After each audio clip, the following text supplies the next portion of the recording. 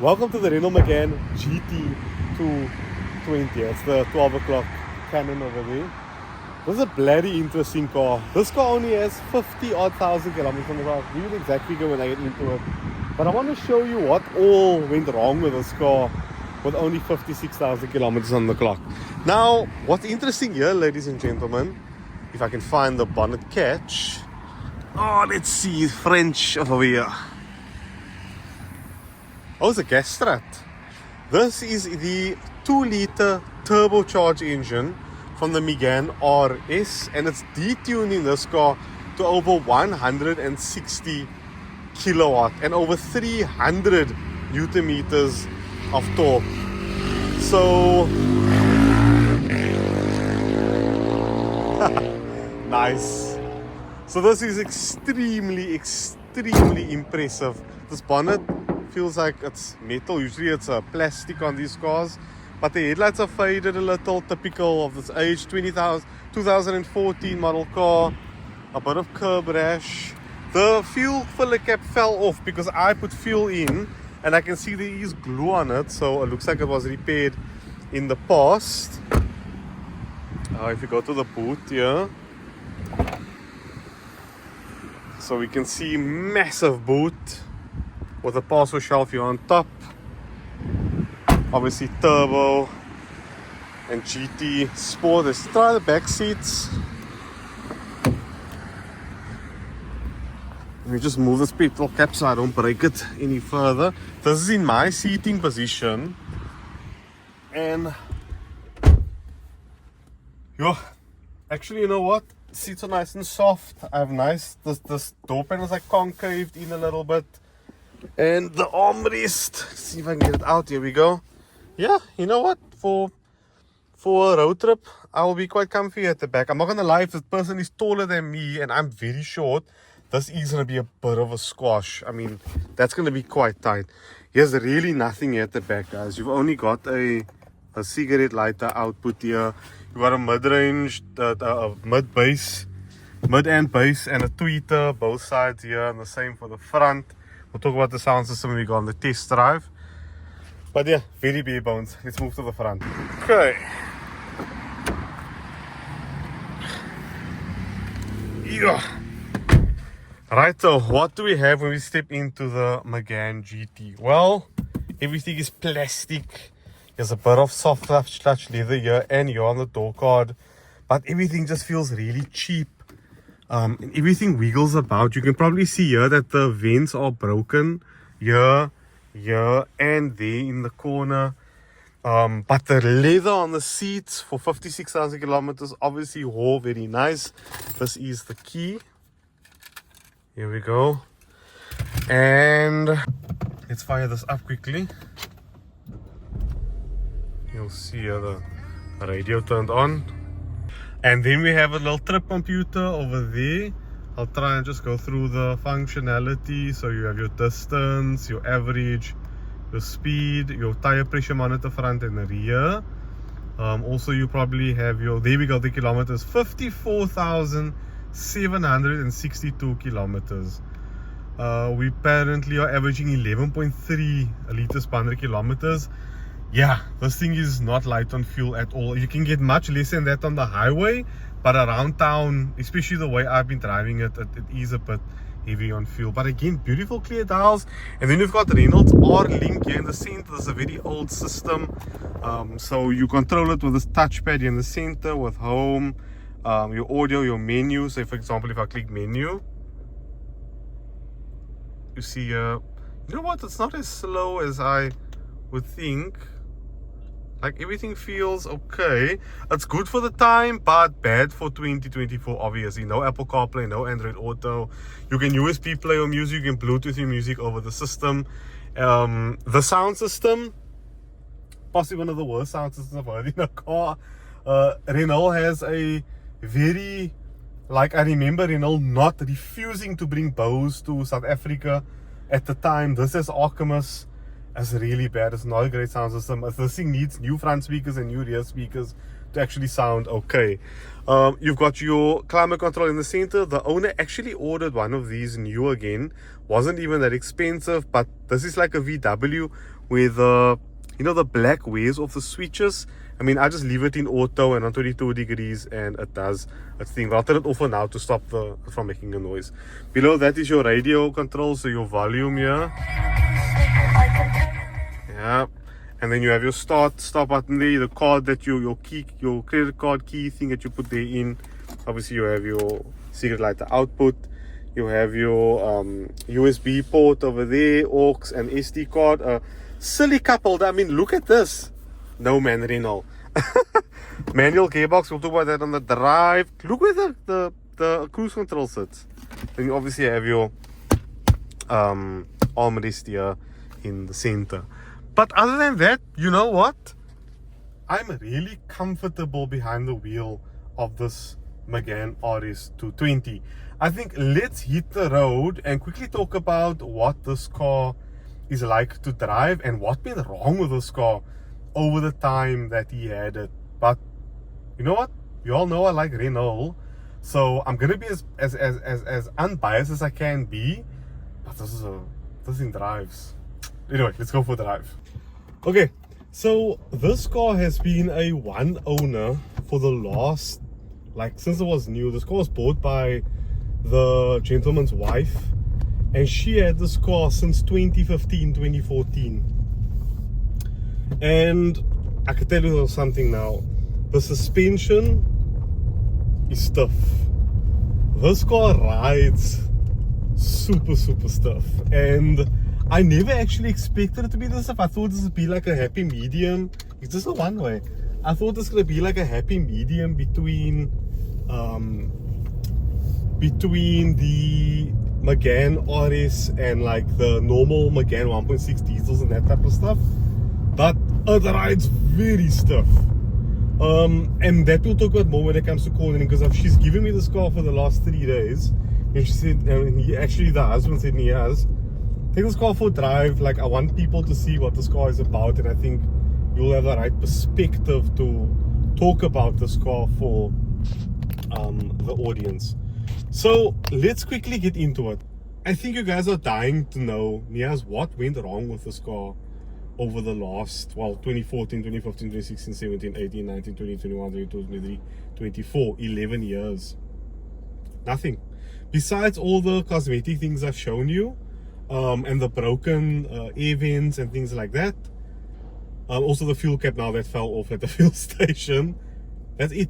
Mechanically, at 56,000 kilometers over 11 years, this car has been sound.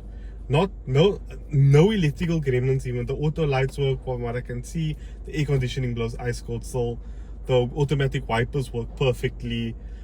This idling system, as you can see here, I'm putting on my finger in the other camera, this thing here can be a little temperamental. I've noticed sometimes that it'll just freaking reset on its own with my phone plugged in, and I'm like, wait, why did it do that? And it'll keep rebooting the whole time, almost like it's stuck in a boot loop. But when I connect my Bluetooth, it's fine. Wow. And the noise. There's no GTI pumped in noises here. Okay, the GTI of the time didn't do pumped in sound either.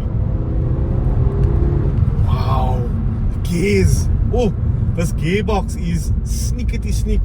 Gears catch beautifully. The clutch pedal is bordering stiff, maybe a little bit too stiff sometimes. But to tell you the truth, once you get used to it, it feels lovely. This car's also, let me just get this out of the way, has been fastidiously serviced by Renault in Stikland. They look after this Megane RS 220. And yeah, we have a bit of the Val drive coming up now, so I kind of want to put it through its paces and see what the handling is like and how the car balances through the corners. You cannot turn traction control off over 50 kilometers per hour from what I can see. And it honestly, it drove me a little bit insane because I wanted to feel when the car comes to understeer, what its reaction's gonna be, but the brakes just cut in and it starts stabbing at the brakes to kind of maintain course and not really get you into too much trouble. Here is a speed trap that always stands here, so we'll go slowly. What gear are we in? Let's drop it down to third. 60 kilometers per hour. What's happening here? Why is your code? Oh. Ah, no man, here is like a tree fell over from what I can see. And I mean, wow, the handling. Woo. Wow. Yes. Renault, imagine what the RS, I think it's the RS 250 or 260, feels like compared to this. If this feels this good. Now there's a TikToker with one of these. It's called DCT Games. He's called DCT Games. And that car beats a Jaguar 3-liter V6 supercharged, and he comes in from behind him. I think it's got a big turbo or something on, but that car is strong. I'll post a video of it here now quickly so you guys can see.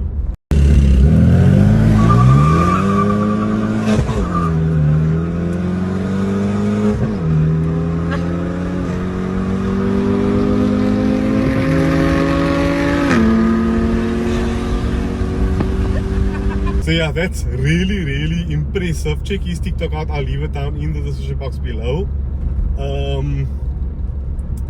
This is really bloody good. Like, when I say good, I mean I'm having a ball of a time. What on earth happened here? A tree fell over. Shoot. Oh, they're busy trimming trees, man. Trees didn't fall over. This engine has a lovely sound.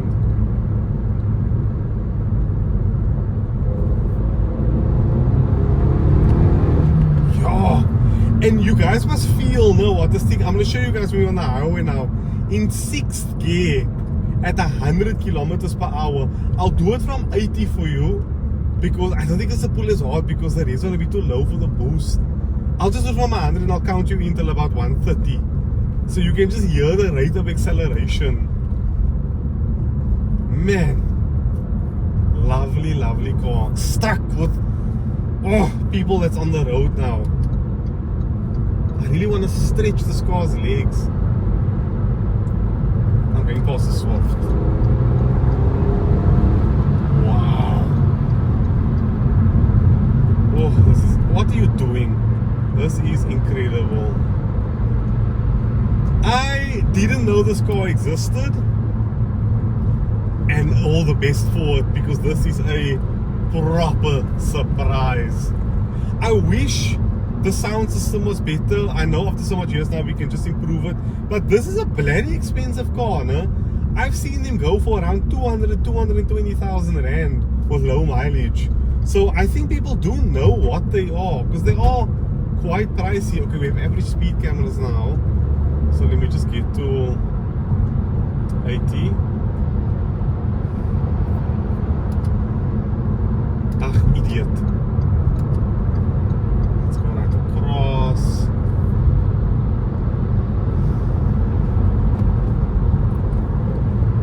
Third gear, right? 80 kilometers per hour.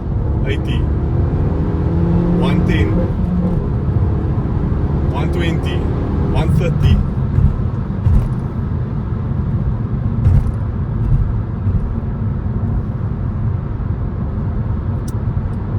Jeez, this is a quick car. Kom eens uit, Titi. Wat je van mij aanvat.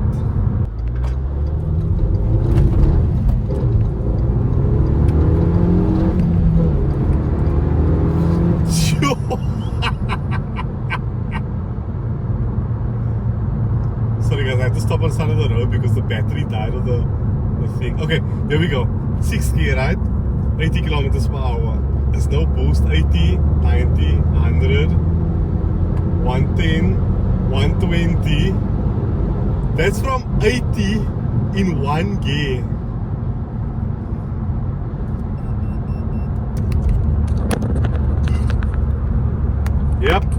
My camera module here is not having it, guys. I'm so sorry. This battery's been giving me issues. Don't ever buy a DJI product. It's horrible. Right, third gear.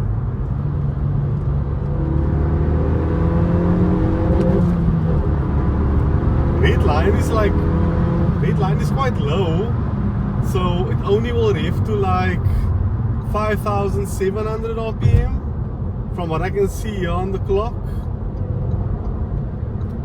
But you guys probably tell I'm having a lot of fun. Yeah. Renault has something about it, you know. In South Africa, people don't buy French cars because they say it's unreliable. You know, you are obviously entitled to that opinion. I've owned a French car. My mother's owned a French car. My brothers own a French car. And Italian cars also.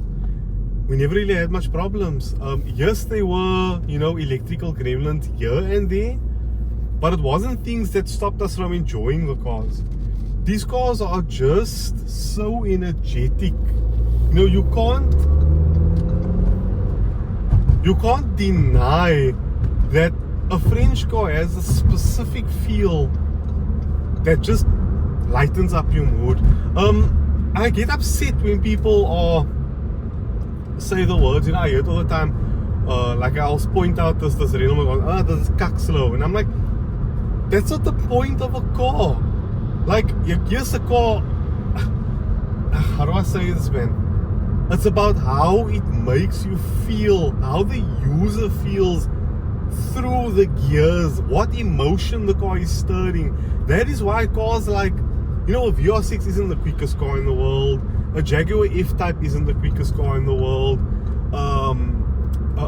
You know, a Renault Clio isn't the quickest car in the world. A Peugeot 206 GTI, something like that. But there's a feel that they give you. There's an energy that a lot of German cars lack. RS3, phenomenal car, breathtaking. Y'all saw my videos. I mean, I can list videos in the description box. You can click on the car there of the Armin MRC's car review. That blew my mind. But at the end of the day, you're just sitting there enjoying the sound and the sensation, and that in itself is fun. But that does not mean you get to say Suzuki Swift Sport is cuck because it's slow. Like, cars have a feel to it that makes you, you know, enjoy yourself. And I'm very impressed with the Renault Megane RS220. I would be very careful. Oh, stop. Not good for the turbocharger. I would not buy one without driving it properly. If you buy it over 100,000 kilometers, make sure that engine is good. Listen for cylinder head noises. Listen for bottom end noises. Check for cooling. The cooling must run nice and solid. It mustn't move around. Check for any oil leaks. Make sure the gears go in properly. It doesn't grate when you're trying to put the gear a bit quicker in than usual. The synchro issues. You know, this car inside French cars, they generally don't wear well. And make sure that the car is in overall decent condition and mechanically the car is sound. You know, this car doesn't have the Brembo brakes and things like that, so that's not going to be that expensive when it does go end up getting replaced. But yeah, I love my time on this car. Jeez, I want to get another sneaky second gear in here. Whoa.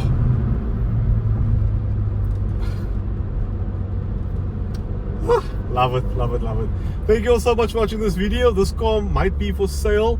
I'll leave the owner's email down in the description box below. If you guys are interested, just drop him an email.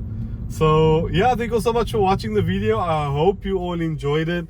No video after this one for Thursday. I only have one coming out on Monday, the Mazda CX-5. So yeah, if anyone else has a cool car that I would like to see on the videos, or something that's different, something that's we want to bring to the audience, drop it down in my DMs, Instagram or TikTok or on YouTube. Leave it in the comments and I'll get in touch with you.